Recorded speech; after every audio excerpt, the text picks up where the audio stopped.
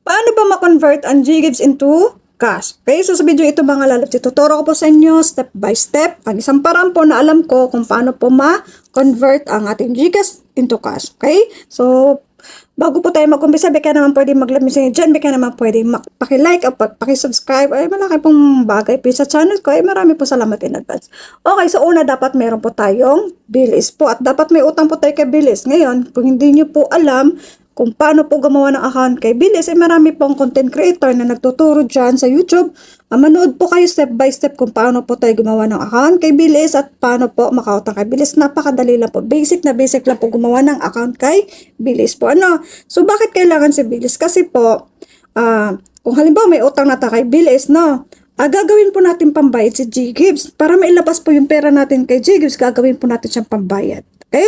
At kapag makapag-full payment ka na kay Bilis na gamit si GGives sa pambayad, di ba pwede ka na ulit makautang kay Bilis? So gets yung mga lalabs, ganun lang yan, para-paraan lang po yan. Okay, so dito sa akin, meron po akong utang na 4,000 kay Bilis po. So dito po tayo sa aking Bilis account, dashboard. So dito, i-click lang po natin muna to Pay Now. Ayan, click natin yung Pay Now na yan. Para makuha po natin yung parang loan account na ni Bilis po. So dito, i-copy lang po natin to. Ayan po, copy natin yan. Gagamitin kasi natin yan mamaya kay GGives po pangbayad.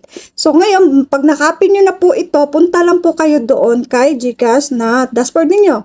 So nandito na tayo kay GCash, no? So nandito ako sa pinaka-dashboard ng aking GCash account. So punta lang po kayo dito sa bills. Ayan, click natin si bills. Sana po masundan nyo.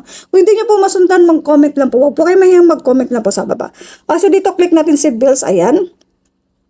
So dito, click lang po natin yung loans. Ayan, click natin si loans. Then, dito, makikita nyo naman dito para mas madali po. Type nyo lang po agad dito yung bills. Ganyan, lalabas na po agad tong bills na yan.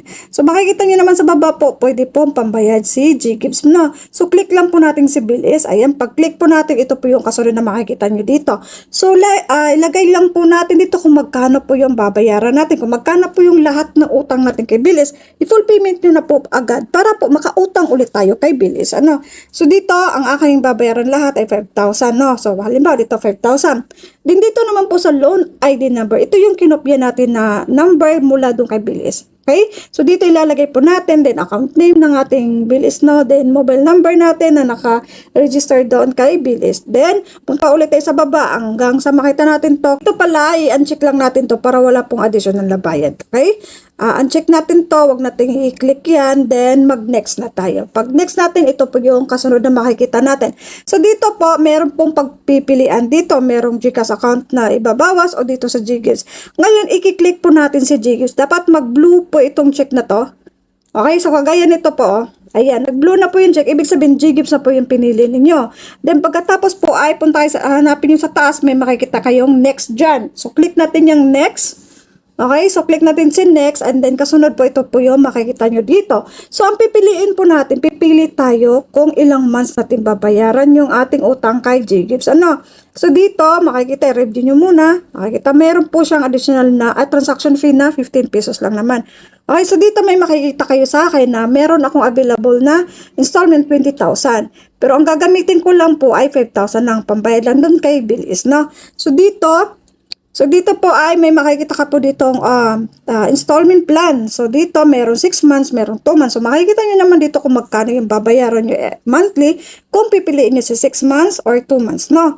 So pipiliin nyo lang po yung kaya ninyo. Okay? So dito, halimbawa 2 months yung pinili ko. Then, I agree, then pay with GGives na tayo. Click natin yan sa baba. Okay, so ito na yung pinaka-resibo. Huwag nyo pong kakalimutang screenshot po ito. Okay, so wag natin kakalimutan i-screenshot ito. Then, hindi po agad-agad yan magre-reflect doon sa account ni Bilis. So, sabi, 1 araw, 2 araw, 3 araw, bago po mag-reflect yan sa account ni Bilis po yung binayad natin. Ang importante po, meron tayo ditong screenshot. Para po, if ever na lumampas na ng 2 araw, hindi pa rin nag-reflect, hindi pa rin nag-refresh yung utang natin doon kay Bilis po, pwede po tayo mag-chat kay Bilis at isend lang po natin itong resibo na to. Okay? So, ganun lang po paano ma-convert natin yung GGives natin into cash. Gamit lang po si Bilis, no? So, sana po nakatulong sa inyo. Hanggang dito na lang po. Maraming pong salamat. You're welcome.